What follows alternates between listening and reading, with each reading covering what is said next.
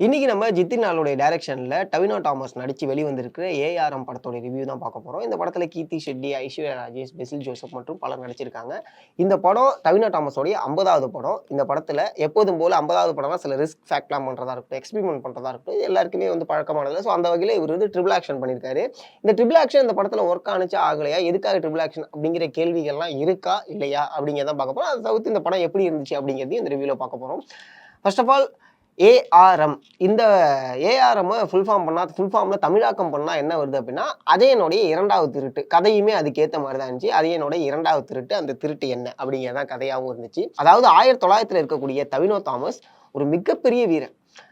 அவரு ஒரு உதவி பண்ணுவார் ராஜாக்கு. அதுக்காக ராஜா ஒரு கிஃப்ட் தருவார். என்ன கிஃப்ட் அப்படின்னு பார்த்தா, டவினோ தாமஸோடைய ஊர்ல ஒரு எரிக்கல் விழும். அந்த எரிக்கல்ல ராஜா எடுத்து சில உலோகங்கள்லாம் சேர்த்து ஒரு அற்புத விளக்கு ஒண்ணு செய்வாரு. அந்த விளக்க தான் டவினோ தாமஸ் ராஜா கிட்ட கிஃப்ட்டா கேட்பாரு. அவரும் குடுப்பாரு.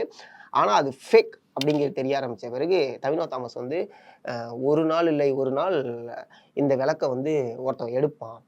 அப்படிங்கிறது சொல்லிட்டு டவினோ தாமஸ் செத்துருவாரு. இதுதான் 1900 கதை.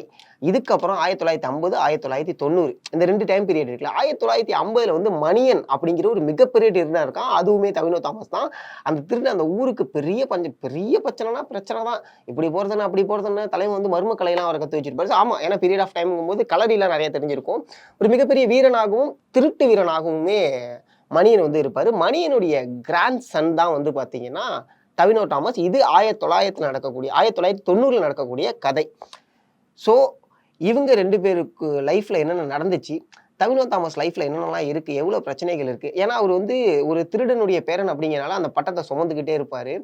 எது நடந்தாலும், எந்த திருட்டு நடந்தாலும் டவினோ தாமஸ் தூக்கிட்டு போயிடுவாங்க. அவர் தான் அஜயன். அதாவது 1990ல இருக்கக்கூடிய டவினோ தாமஸோட பேர் தான் அஜயன்.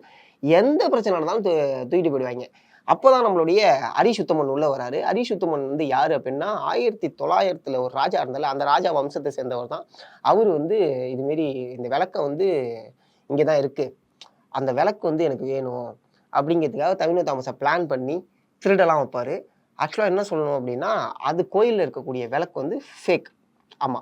ஏன்னா ஃபர்ஸ்ட்டே சொன்ன மாரி டவினோ தாமஸ்க்கு குடுத்த விளக்கு ஃபேக். ஸோ இப்போ உண்மையான விளக்கு எங்க இருக்கு அப்படிங்கிறத கண்டுபிடிக்கிறது தான் கதை. கண்டுபிடிச்சு டவினோ தாமஸோடைய திருட்டு பட்டம் போணுச்சா, இல்லையா?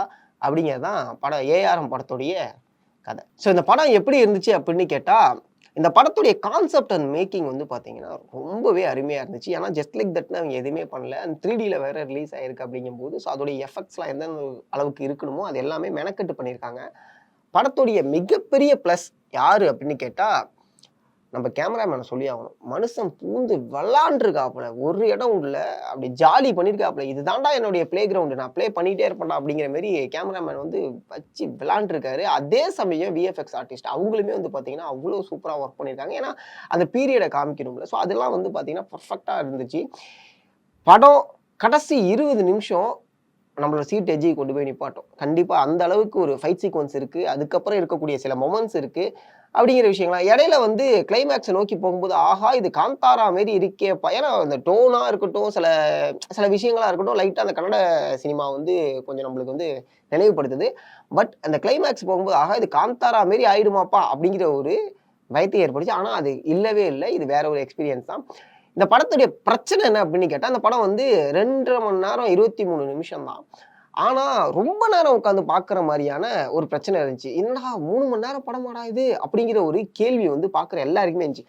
ஆனா, இந்த படம் போற போக்குல நெறைய விஷயங்கள பேசுனுச்சு அப்படின்னே சொல்லி ஆகணும். என்னன்னா, எப்போதுமே எல்லா ஏரியாலுமே பார்த்தீங்கன்னா, ஒரு ஒடுக்கப்பட்ட சமூகம் அப்படிங்கிற ஒரு ஒரு நிலை இருக்குதான். அது இன்னையுமே எந்த ஊருக்கு போனாலும், எந்த இடத்துக்கு போனாலுமே பார்த்தீங்கன்னா, அந்த ஒரு விஷயம் இருக்கு. ஸோ இதுலயுமே அத பத்தி பேசக்கூடிய விஷயம். ஏன்னா, டவினோ தாமஸ் அதான் 1990ல இருக்கக்கூடிய டவினோ தாமஸ் ஒரு இன்ஜினியர். ஆனா, அவன் மேல திருட்டு பட்டம் வைப்பாய்ங்க.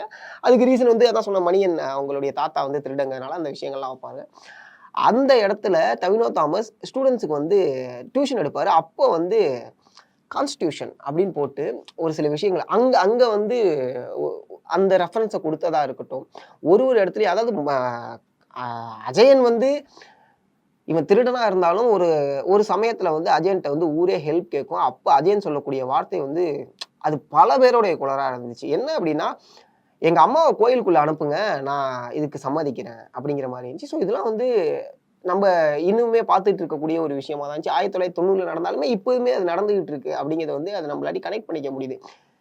படத்துடைய மைனஸ் அதான். அந்த ஒரு விஷயம் தான். ரொம்ப போட்டு இழுத்த மாரி எனக்கு ஒரு ஃபீல் இருந்துச்சு. அட் த சேம் டைம் கீர்த்தி ஷெட்டி நல்லா பண்ணியிருந்தாலும், ஓவரா அந்த காதல் அப்படிங்கிற ஒரு விஷயம் இருந்திருக்க வேணாமோ? அப்படிங்கிற ஒரு கேள்வியுமே இருந்துச்சு. ஏன்னா, இதுல அந்த லவ் ட்ராக் வைக்காம வெறும் மணியனையும், அஜயனையும் கனெக்ட் பண்ணி இருக்கக்கூடிய ஒரு ட்ராக்கா வச்சிருந்தாலுமே, இந்த படம் வந்து நம்மள ரொம்ப என்கேஜ் பண்ணியிருக்கும். ஏன்னா, எங்கேயுமே டிஸ்டர்ப் பண்ணியிருக்காது அப்படிங்கிற ஒரு விஷயம் தான். அந்த தவினருக்கு மெனக்கெடல் ரொம்ப அதிகமா பண்ணியிருக்காரு. ஹார்ட் ஒர்க் அதிகமா பண்ணியிருக்காருன்னே சொல்லி ஆகணும். ஏன்னா, இடையில கூட நம்ம பார்த்திருப்போம். தவினா வந்து இந்த சிலம்பம் சுத்துற மாரியான விஷயங்கள்லாம் வீடியோவா போட்டுட்டு இருப்பாரு. இந்த படத்துல அதுக்காக எந்த அளவுக்கு ஒர்க் அவுட் பண்ண முடியுமோ, அந்த அளவுக்கு ஒர்க் அவுட் பண்ணியிருக்காரு. ஏன்னா, கலரியில வந்து மிக தேர்ச்சி பெற்றவரா தான் வந்து பார்த்தீங்கன்னா, மணியனும் இருக்காரு, அஜயனும் இருக்காரு. ஸோ, அதான் 2 கேரக்டருடைய தவினோ 3 பேருமே அப்படிதான்னு வச்சுக்கங்களேன். 3 பேருமே கலரியில வந்து மிக தேர்ச்சி பெற்றவங்களா இருப்பாங்க. ஆனா, எங்க ஒரு பிரச்சனை அப்படின்னா, இந்த ஃபர்ஸ்ட்டு வரக்கூடிய டவினோ தாமஸோடைய கேரக்டர் வந்து கொஞ்ச நேரம் வந்துச்சு, அது போயிடுச்சு. இதுக்கு ஏன் ட்ரிபிள் ஆக்ஷன் பண்ணணும் அப்படிங்கிற ஒரு கேள்வியுமே இருந்துச்சு. ஏன்னா டபுள் ஆக்ஷனுக்கு அதாவது இந்த மணியனுக்கும், அஜயனுக்கும் அதிக ஸ்பேஸ் இருந்துச்சு, அதிக ஸ்டோரி இருந்துச்சு. பட் ஆனா அதுக்கு முன்னாடி வந்த குஞ்சன் அவருக்கு வந்து பார்த்தீங்கன்னா, பெருசா ஒரு கதை இல்லையோ! ஏன்னா ஆரம்ப காலகட்ட கதை அப்படிங்கும்போது, அத இன்னும் கொஞ்சம் எலாபரேட் பண்ணி சொல்லியிருக்கலாமோ! இன்னும் சில விஷயங்கள் சொல்லியிருக்கலாமோ! ஏன்னா வந்தாரு, டக்குனு அம்மா போட்டு இறந்துட்டாரு அப்படிங்கிற மாரி முடிஞ்ச ஒரு ஃபீல் இருந்துச்சு. அதர்வைஸ் இந்த படம் வந்து ஒரு தியேட்டர் வாட்ச் மூவி தான். ஏன்னா, அதான் சொன்ன மாரி 3டி மூவி அப்படின்னாலே தியேட்டர்ல பார்க்கும்போது ஒரு சந்தோஷம் கிடைக்கும். அந்த எக்ஸ்பீரியன்ஸ் வந்து இந்த படத்துல வந்து நம்ம என்ஜாய் பண்ணலாம். பட் ஆனா ஒரு நிதானம் தேவை. என்னடா! அப்படிங்கிற சீன்ஸ்லாம் நெறைய இடத்துல வருது. But okay. பெசில் ஜோசப் எப்போதும் போலப்பா வராரு, ஜாலி பண்றாரு, ஜாலியா இருக்காரு. அப்படி ஒரு மாரி தலைவன் வந்தாலே ஃப்ரேம்ல வந்து ஃபன்னு தான். அப்படிங்கிற விஷயங்கள்லாம் வந்து பெசில் ஜோசப் பண்ணிட்டு போயிட்டாரு.